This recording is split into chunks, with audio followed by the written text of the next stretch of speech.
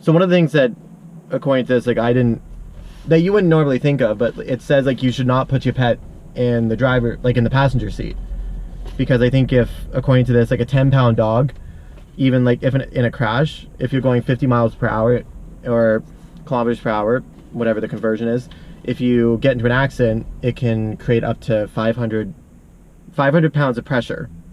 So wow. Obviously that won't that would not end very well. Not end very well, and yeah, 50 miles an hour is about 90 an hour or so. So even if you're going faster than that on the highway, which most people do go faster than that, that's going to create even more pressure on your dog, which can just cause even more damage, especially if they're in the front seat. So we got a couple of options here. You got two main options to keep your vehicle safe: a crate or a seatbelt harness. A crate that's secured to the vehicle, whether tether anchors or engaged with the child locks in the back seat, so they can stand, sit, lie down, turn around, but not so much space so that they can run and go from side to side in the vehicle. If you do allow your pet to stick their head out the window in a moving car, just be aware that debris can be driven into a pet's eyes, nose, and ears, especially at high speeds, causing injuries and pain. Pit stop do's and don'ts. One of the big do's is to stop about every 3 hours or so to let your pet stretch their legs, drink, and go to the bathroom, and limit the time in the car to about 12 hours a day for the dog. That's one of the ones. And take your dog with you everywhere when you leave the car, whenever you leave your car. One of the biggest things is that you should not let your dog off leash at a stop, because I think just for obvious reasons, like they can run away or they can get lost or stolen, or like something bad could happen to them. So obviously don't leave them off leash, and it says here, don't share a 6-piece nugget meal with your pet, a car ride, because it says like it's not the best time to test out new foods for your dog's stomachs.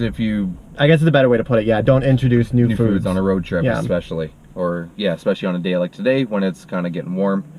You don't want your dog to be having new foods in their stomach, which may not be jiving with the way their appetite or diet is, and then it's hot, which never helps either. Yeah, and the third one is don't panic if it won't poop.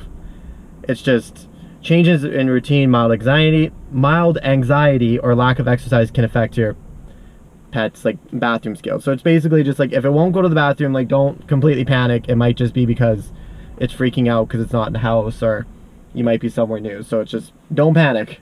If you see any pets like in a hot vehicle, don't, like, contrary to what people may have heard, like they're suggesting, like, rather than like breaking the window and getting the dog out, like you should call the police or call the Humane Society or RCMP and let them handle it. Because from what I've heard anyway, like sometimes like there have been people who have done that and can be charged with like damage to property and whatnot. Yeah. So you could end up getting in trouble as well. So they're suggesting that you call your local police or RCMP or Humane Society. Take down the vehicle information too, so like the make and model, the license plate, then that way the police will know like where they can find the vehicle and contact the owners. And if there are businesses nearby, definitely notify the managers or security guards if there are any, and ask them to make an announcement to find the car's owner. If the owners cannot be found, then call a non-emergency number of the local police or RCMP or the animal control and wait by the car for them to arrive. Do not leave this dog alone. Manitobans must follow the Animal Care Act of Manitoba, and according to this act, there must be concrete evidence that the animal was neglected inside a hot car. In order for negligent pet owners to be fined, the law must be followed. This means that unless the animal is unresponsive, breaking into a car to rescue an animal may lead to it being in the same situation again. If an animal is unresponsive, that's when you should act as fast as possible to remove it from the car. Hyperthermia in dogs, that's in the cold weather. The dog fur is great for protection against that, but it can be a problem in the hot weather. This is because, unlike humans, like we mentioned earlier, dogs eliminate heat by panting rather than sweating. Dogs have some sweat glands in their foot pads, which help with heat dissipation on hot surfaces, but it's only very minimal. When panting isn't enough, their body temperature rises, and this can be fatal if not corrected quickly. Excessive panting and signs of discomfort indicate overheating. Primary causes of heat exhaustion can be any hot environment, and these can cause heat stroke, but the most common cause is careless actions such as leaving a dog in a car on a hot day or forgetting to provide shade to an animal that's kept outside. if it's in a hot vehicle, like get it out of that situation. So it's the hot environment where if it's outside, get it inside with air conditioning, or get it out of the car. Pretty common sense, right? Like get it out of the hot environment.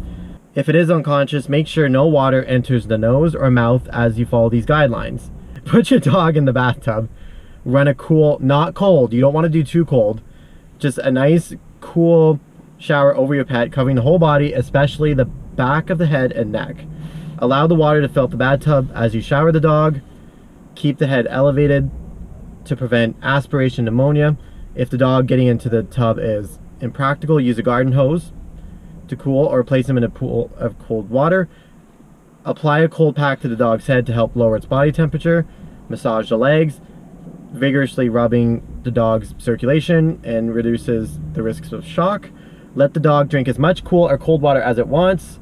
Adding a pinch of salt to the water bowl that will help replace the minerals that it loses during panting. Some more of the story. Don't leave your dog in a hot car. Don't leave your dog in a hot car.